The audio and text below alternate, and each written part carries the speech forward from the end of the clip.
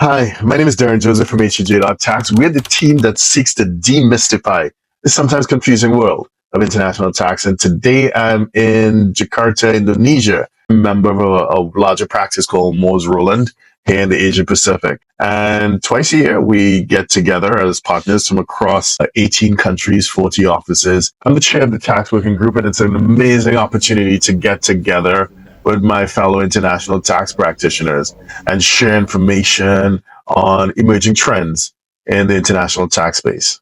So today I want to talk about keeping your green card or your lawful permanent residence when living abroad and taking a treaty position. Now this is a strategy that does come with risks, so I'm going to put huge health warning, but for the right individuals, for the right families, it is something worth considering.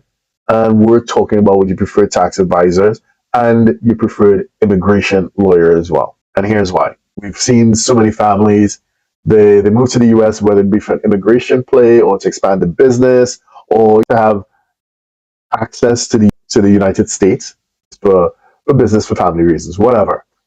But their main home or their main center of life remains outside of the US, or things change and it reverts to being outside of the US. And they're spending a lot of time outside.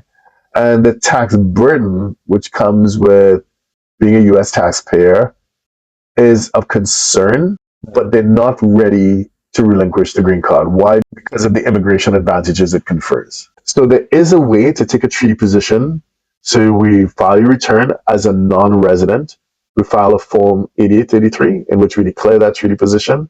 And as a result, a green card holder is only going to be taxed on your US domestic income only. Now, the informational returns still need to be declared, but taxes are only leveraged on your US source income. Now, I'm recording this in May 2024 when there's certain cases going before the US court system, which challenges even the need for information return. But for now, we're still advising our clients. We take a conservative position. We will still file the information returns. So the way it works is that under the terms of a tax treaty with the US, the green card holder can invoke the tiebreaker provisions and take a treaty position. So they file a non-resident income tax return reporting only US source income.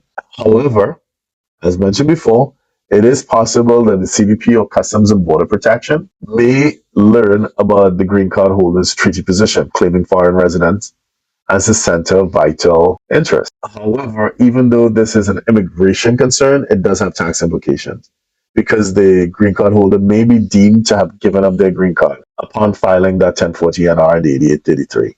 In addition to which, if it is the intent of the lawful permanent resident at some point in time to apply for US citizenship, on the citizenship application, it asks whether you've ever taken that treaty position and file a 1040 NR. So it will work against you in the event that you want to file for citizenship. So again, this is a tax strategy that is not for everyone. It comes with a fair share of risk. And we always advise that you get tax advice as well as immigration advice before taking that position. My name is Darren Joseph from HEJ.Tax.